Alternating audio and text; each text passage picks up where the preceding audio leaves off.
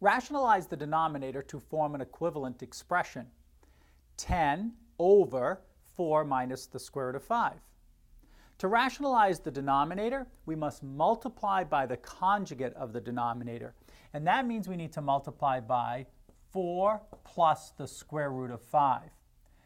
And that means we also need to multiply the numerator by the 4 plus the square root of 5. So again, we're multiplying by the equivalent of 1. So this would be equal to, in the numerator, 10 times 4 plus the square root of 5. Now in the denominator, since we're multiplying by the conjugate, it's again the product of a difference in sum. We take the first term squared and subtract the second term squared. We'll leave the numerator as is, that is 10 times 4 plus the square root of 5. Let's simplify the denominator. 4 squared is 16 minus the square root of 5 squared is 5. And so we can go one step further.